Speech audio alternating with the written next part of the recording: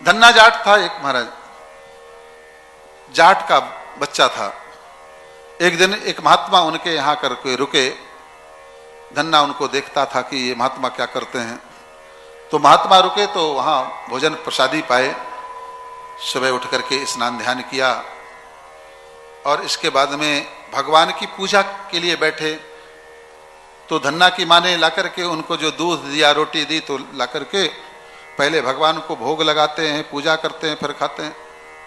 वो छोटा सा बालक, 10 वर्ष का बालक, उसके अंदर ये कौतूहल हुआ कि ये साधु बाबा क्या कर रहे थे।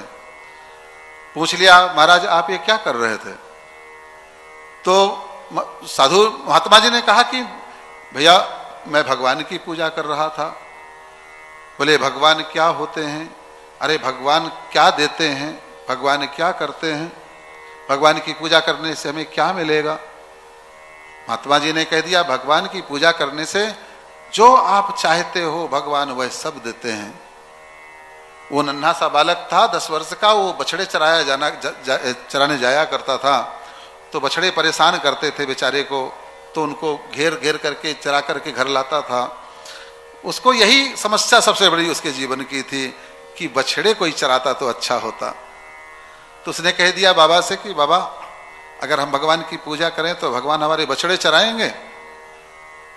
महात्मा ने कहा भैया तू जो चाहता है सब भगवान करते हैं, अच्छा तो ये भगवान हमको दे दे। तो महात्मा ने कहा नहीं नहीं मैं तुम्हें भगवान दूंगा, मगर अभी नदी से लौट करके आता हूं फिर दूंगा।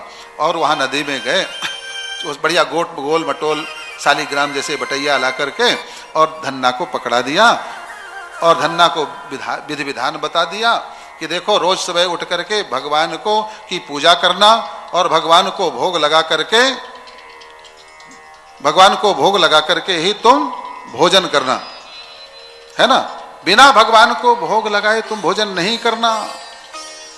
बस धन्ना ने वह नियम को बांध लिया और नियम को बांधने के बाद में जो है जब सुबह उठा दूसरे दिन फटाक से गया तो नदी में छलांग लगाई और नहा करके आया। आकर के जल्दी से जो कपड़े वपड़े बदल करके और वही भगवान को निकाल के रखा, कुछ धुआं धक्कड़ किया जैसा कि महात्मा को देखा था, अगरबत्ती लगा दिया। और इसके बाद में जो धन्ना की माँ ने 2 रोटियां बाजरे की बना करके ला करके दी, तो सबसे पहले भगवान को भोग लगाना यह कहा था महात्मा ने, इसके बाद खाना। तो भगवान को भोग लगाता है धन्ना और आंख खोल करके देखता जाता है आज भगवान को देखूंगा कैसे भगवान आते हैं और खाते हैं। मगर हुआ क्या, भगवान आए नहीं, भोग लगाए नहीं। धन्ना निराश हो गया कि जब भगवान आए ही नहीं, भोग लगाया ही नहीं, तो मैं कैसे भोजन कर सकता हूं। वह रोटी वह गऊ को खिला दिया, मगर वह रोटी खाया नहीं महाराज। 1 दिन हो गया, 2 दिन हो गया, 3 दिन, 4 दिन, सप्ताह भर हो गए। आज वो नन्हे से बालक की प्राण कंठ पे आने को हुए, भगवान को कष्ट हुआ। तो भगवान आज 7वें दिन जैसे ही भोग लगाया तो भगवान वहां सगुण साकार रूप लेकर के धन्ना की रोटी को तोड़ करके गपागप खाने लग गए। अरे धन्ना बड़ा प्रसन्न हुआ, दुखी भी हुआ कि देखो कैसे जल्दी जल्दी बकर बकर करके खा रहे हैं, बहुत भूखे हैं, 7 दिनों के भूखे तो हैं, 7वें दिन तो आए हैं आज, मेरी क्या गलती है, आप खुद ही नहीं आए भोजन करने के लिए। धन्ना अंदर से बड़ा प्रसन्न हुआ। भगवान ने 1 रोटी खाई, जैसे ही दूसरी रोटी तोड़ने लग गए तो भगवान ने धन्ना ने भगवान का हाथ पकड़ लिया और बोले प्रभु माना कि आज आप बहुत भूखे हैं, मगर आप जितने भूखे हैं ये आपका भगत भी उतना ही भूखा है, उतने दिनों का भूखा है। 2 ही रोटी हैं, अगर दोनों आज गपागप खा जाओगे ना तो आज भी मुझे भूखा रहना पड़ेगा, इसलिए 1 आप खा लिए, 1 मुझे छोड़ दीजिए प्रभु।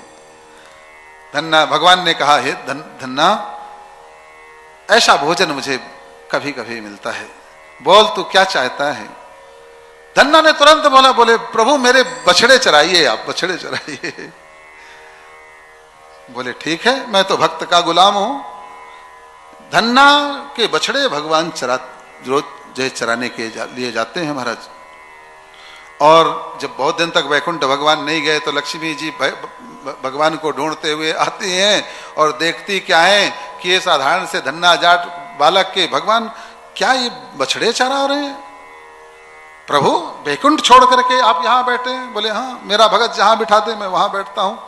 तो श्रद्धा विश्वास रूपिणो याभ्याम बिना न पसंते है, इसके बगैर जो है